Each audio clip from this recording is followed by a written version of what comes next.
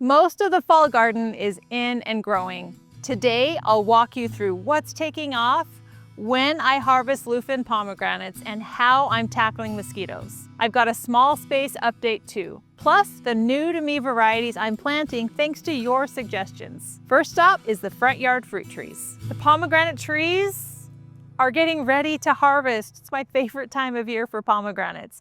So it takes a little while and you have to stay on watch to try and get them before the birds do. But there's a few things that you can look for to see if they're ready. What's gonna happen is the ends are gonna flatten and they're going to get flat on the sides. That tells you they're getting fully formed. The easiest way to tell if they're ready is to pick one and see. If they're turning red, then you know they're ready. And best way is to try them. Yeah, these are good. But sometimes the fruit doesn't turn as red as you would like. That doesn't mean it's ripe. So try them. If they're sweetening up, they're ready. They like cold nights. That helps them develop their flavor a little bit and their color. But try one and see if they're ready. So I'm harvesting a lot of these pomegranates off the tree. I have several that have damage. There's birds, leaf-footed bugs, all of those things take a toll on the harvest. The nice thing about pomegranates, they produce a lot. I have several trees, and so I still get a really nice harvest. The ones that are pecked a little bit, my chickens love. And if they're kind of gross, from the leaf-footed bugs, kind of rotten, my worms actually don't mind those at all. So none of these go to waste, and we really enjoy eating it fresh. I'll harvest a bunch, even freeze it, throw it in smoothies. So many ways to use fresh pomegranates. You can see sometimes they'll get a nice red color, and that's great. Other times, same tree, same plant, not getting the same red color, but check the taste, and if they taste ready, then they're probably ready. The biggest pest with pomegranate trees is leaf-footed bugs, and so when you see these dry markings on the outside, you know that that's the damage that they cause, and a lot of times they'll cause fruit to be rotten. This is the damage that leaf-footed bugs cause. It's pretty disgusting. You can throw that in your compost, give it to your vermicomposting bins. I probably wouldn't feed that one to my chickens. I have two other fruit trees that are producing right now. This is the key lime.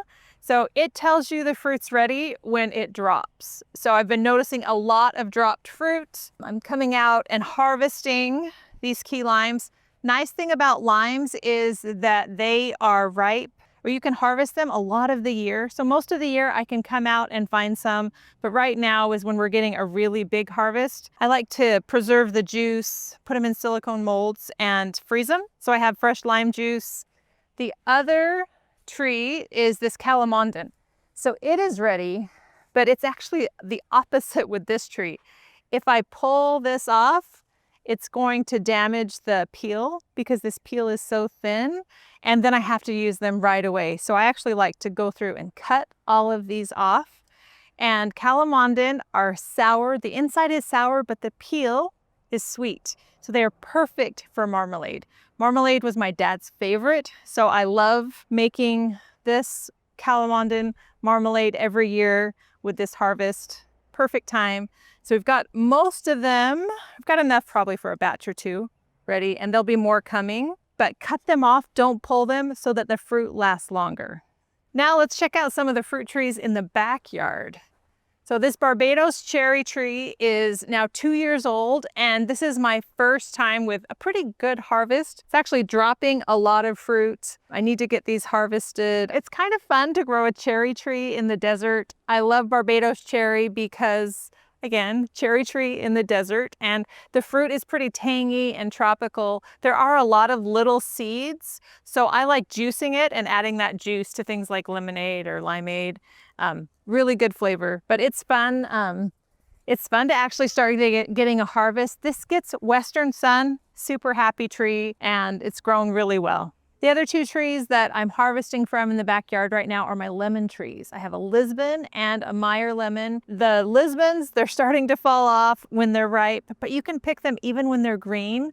So I harvest for a long time on the Lisbons. The Meyers are really starting to ripen, and they tend to ripen all at once. So I'm excited to have both of those. Let's go check them out. So the Meyers, look at this. So they're just a really delicious lemon, and they are starting to get ready. And I've been harvesting a couple, but these I do like to wait until they get nice and yellow. And they tend to come on all at once, so you have a whole bunch. But really, this is a nice size. The Meyer lemon trees are a little bit smaller, which is nice. And then over here is my Lisbon tree, which I love. The tree gets large. We do kind of prune it a little bit for size, so it can keep a little bit more manageable. But this fruit is yellowing up, and really, I harvest for months off of this tree, and I don't take them all off until they start to get soft, and that won't be for several months. So we've got lots of months of harvesting lemons. It's so nice and convenient to have fresh lemons. Let's check out the main garden. So this bed, sweet spot in my yard. If I want it to grow well, I plant it here because morning sun, afternoon shade. So this bed, crops are already taking off and ready for harvest. I've got cilantro that's ready. Let me show you how I like to harvest it to keep it coming. This is definitely ready here. So just grab the bunch and cut it off. And then this cilantro, put it in a jar here. Helps it last longer, and that's going to regrow. From there, I've also got other cilantro around here, so plenty to harvest. Also have bok choy. So this is mini bok choy. You can harvest it once the leaves, are at least about 4 inches.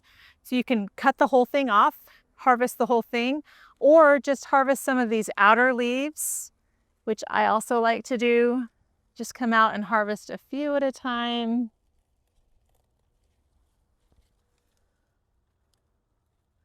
And these young, tender leaves are so good fresh. Can also cook them as they get older. This plant's a little bit small. And I'm not seeing a lot of pest damage on the bok choy. I am seeing some on that cabbage next to it. So I'll have to keep an eye on that. But look at that, just a little bit of harvest right there from that bok choy.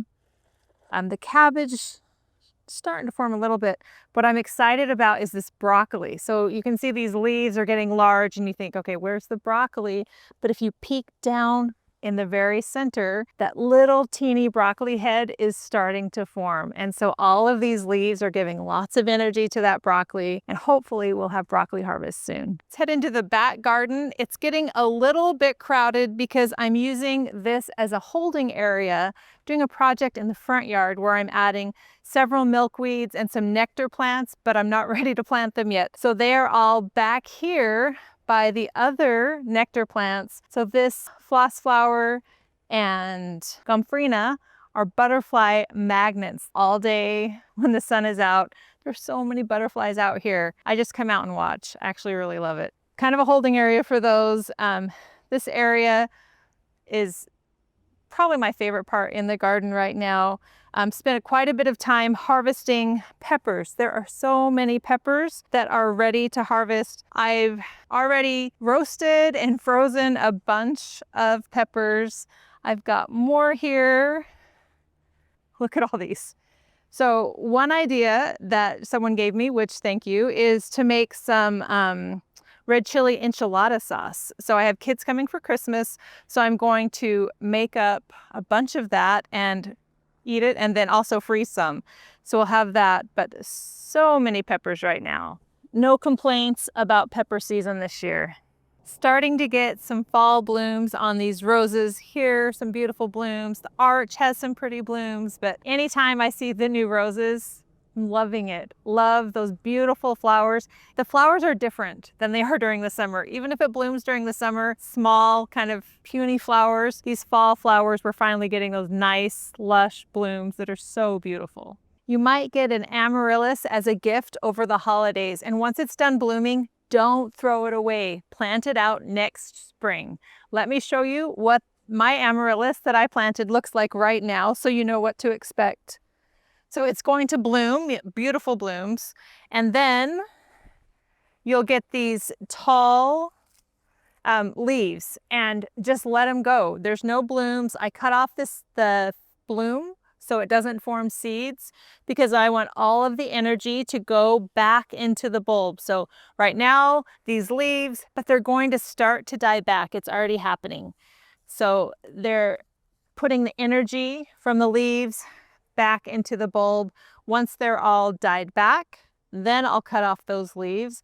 And next spring, I'm gonna have more blooms from this gifted amaryllis. Plant it in your garden, don't throw it away. So as we head into the arch garden, these are all of the flower beds. So I've started putting the trellis netting on them and need to finish getting this down, but I'll put the first layer, you know, about 12 or 18 inches, but pretty easy. Gonna lower it down. So I'll keep getting these ready. So these cut flowers are just gonna grow up through here, and we're gonna have so many blooms. Let me show you the luffa and how I know when it's ready to be harvested. Luffa taking over the chicken coop. The bees are loving it, and I love that it's not in my garden taking up space, so I have more room for other crops. And I'm just letting it go because it takes a while for luffa to be ready. I like to harvest it when it turns yellow, and it's not ready yet. So this is big and it's really heavy. It's going to turn yellow, and it's going to lighten as those fibers form inside. So having a place where it can just grow and fully form on the vine is perfect. So I'm just going to keep it going. Lots of fruit are forming. And if you want to come back here, I'm going to show you how I am hopefully taking care of the mosquitoes in my backyard this season. So more loofahs here. Fun to see. Okay, I don't know about you, but I have had, well, there's flies from the chickens. Those are for the flies. But because of all the rain we've had, I have more mosquitoes than we normally get. And so I looked, and this might be a good option. I'm trying it out. There are these mosquito traps that you get 4 of them and set them in the 4 corners of your property. And the mosquitoes are drawn to it, will lay their eggs in there, and then you replace those every 30 days. And so hopefully going to see a difference in the mosquitoes. So I have one here, you know, basically in all 4 corners of my yard, up to an acre. My yard is not an acre, so 4 is plenty, but I'm going to give those a try. I'll let you know how they do. Okay, so now I have more snapdragons. I know, more cut flowers, but these are ready for me to pinch back. So I wanted to show you how to do this, and don't skip this step because you're going to get a lot more blooms.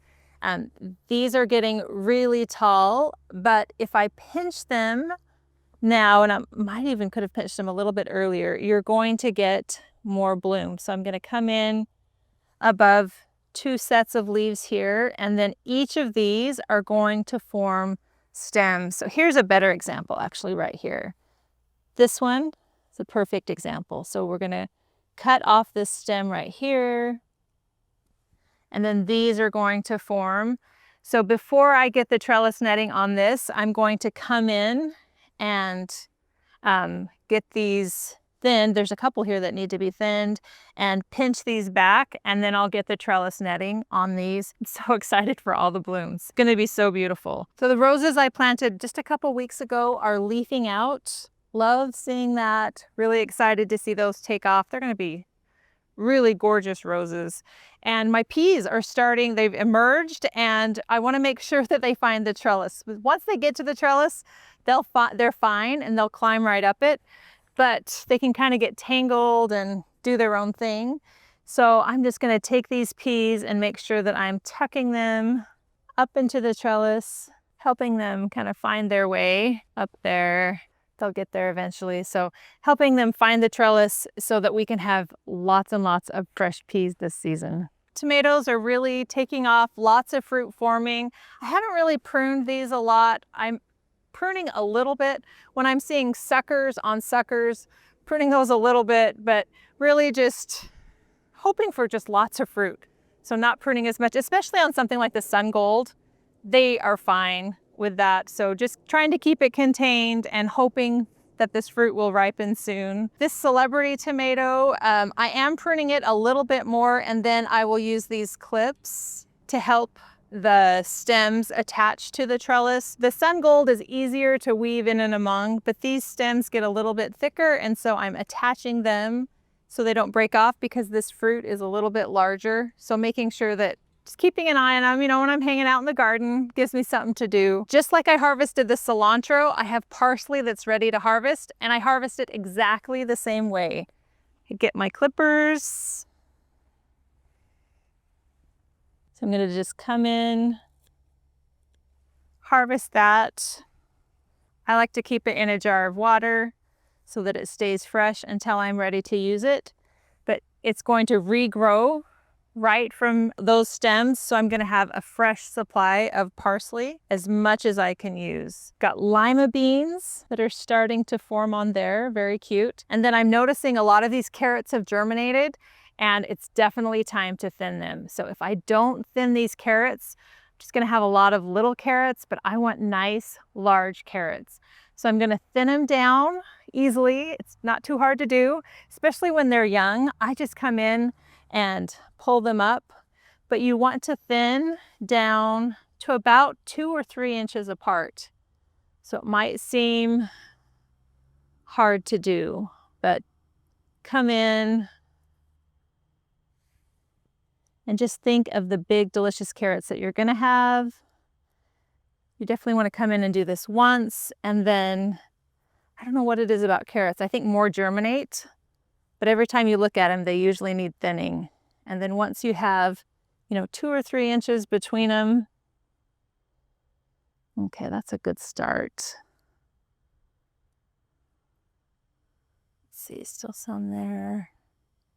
So if you come in with their young, just gently pull them out, but keep your carrots thinned so that each carrot has enough room to grow.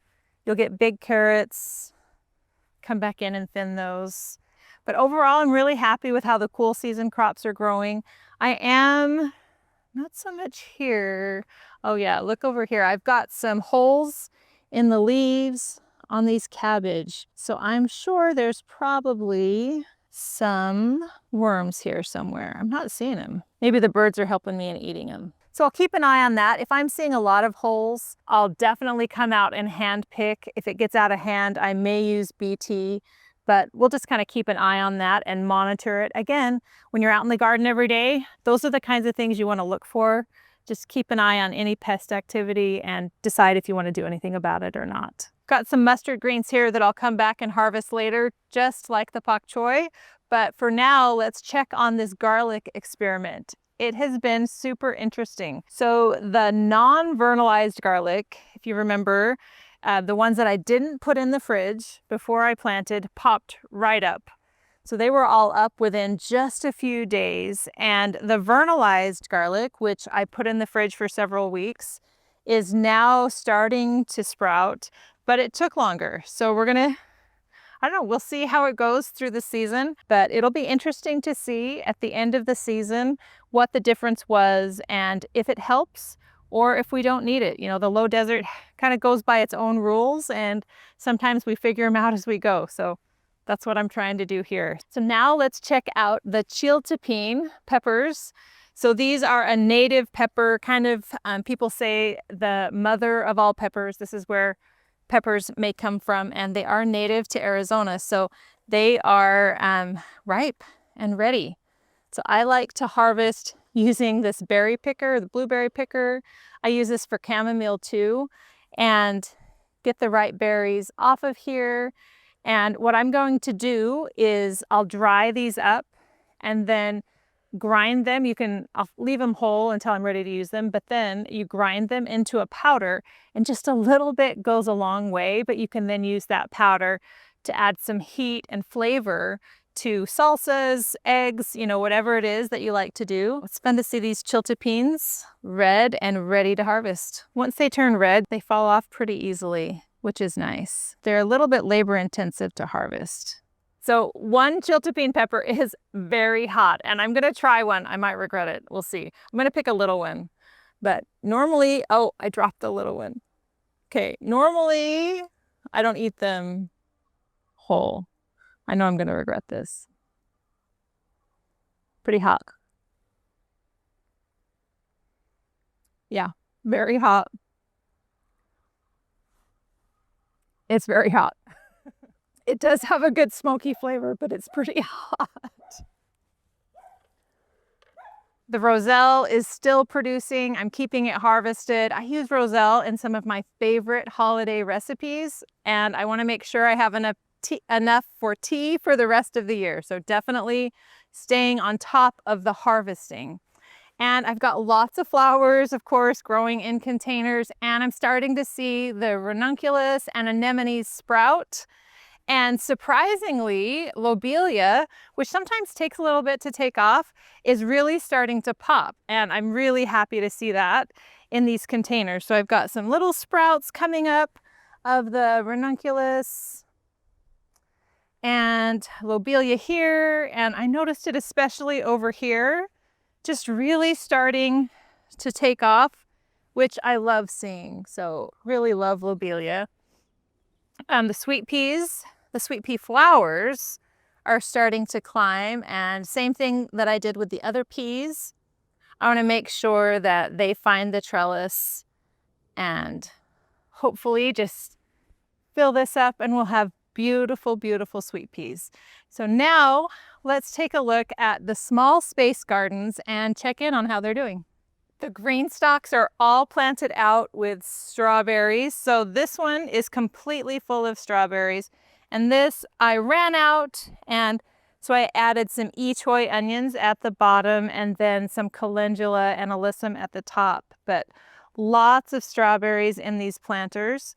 I've been feeding them with worm castings, and I'm probably going to start feeding once a week with a fruit and flower fertilizer. Just want to make sure that we get a nice harvest from these. Haven't seen a lot of action yet, but they seem to be, they're still alive. So they seem to be settling in, starting to see a little bit of new growth. So that's good.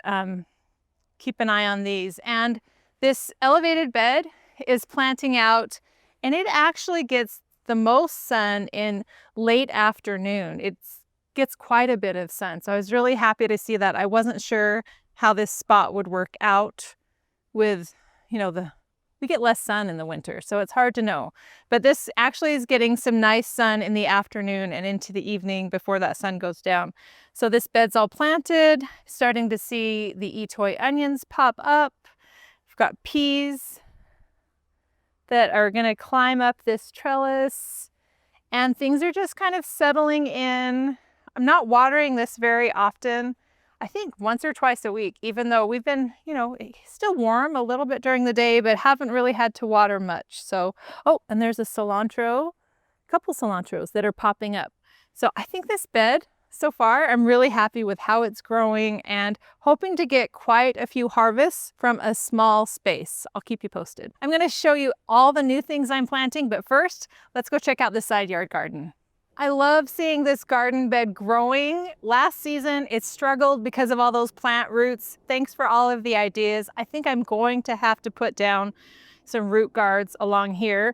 But for now, this season, things are growing well, settling in. It's growing slower over here because there's less sunlight, but I'm still seeing new growth and plants really start to take off. So I'm very happy about that. The herbs are growing well. Okay, peanuts are still going. So let's see if I can find a peanut in here. I want to let them go as long as possible. I don't have anything that I'm dying to plant in this bed. So hopefully, I really want to get a harvest. Okay, I think I found one. So I think we're getting close because here's a peanut. So I will definitely be harvesting these probably in the next couple of weeks. They're starting to die back more. I love seeing this Juliet tomato. So many tomatoes, one plant covering all of that. Very happy. These Jolene tomatoes doing pretty well too. Lots of nice sized fruits forming here, and really haven't had to do much with these. Hopefully we get a nice harvest of these tomatoes. I posted a video about fava beans, and one of the hard things about fava beans is you have to support them. They get really large. But a viewer comment told me about these crimson flowering fava beans that not only might have a little bit better flavor, we'll see, but they're more compact, and so you don't have to stake them. So I was really excited. I Googled it right away and found some seeds from Plant Good Seed. Thank you. So I'm going to plant these as spots open up. I also found these from Baker Creek. I'm not sure if they're the exact variety, but I'm excited to give both of these types a try. So thank you for the recommendation, and I'll let you know how it goes. I also posted a video saying that I had struggled with spinach, and I haven't gotten reliably big, consistent harvests that I like to get if I'm going to give up that spot to some greens. So someone told me about this variety. I'm not even going to try and say the name. I'm sure I would just butcher it, but they get in Tucson consistent big harvests from this variety. So I'm going to be planting this, and I'm going to give spinach another try. You've probably heard me talk about choy onions. They are a multiplying onion that grows very, very well here in the low desert. And I heard about another multiplying onion that grows well in warm climates. It's a Tom multiplying onion. So I had to order some and try them because, you know, onions can be picky sometimes, and I love having onions ready to harvest. So these are Tom multiplying onions, and in warm climates you plant them in the spring or the fall, and then you do the same thing. You harvest throughout the season and then pull up and divide the plants in either spring or fall. So I'm going to be planting these, and it'll be fun to compare the difference between the choy onions and the Tom onions and see which we like and just see how they grow. So thank you so much for sharing your ideas of other crops to grow. It's been fun to have some new varieties to try and grow. But thank you so much for watching this tour. Let me know how your garden's growing, and let me know what you'd like to see in the next tour. Want a thriving desert garden? Join my monthly online classes, live or on replay, and get instant access to past classes and journals. Bring your questions and let's grow together in Growing in the Garden Academy.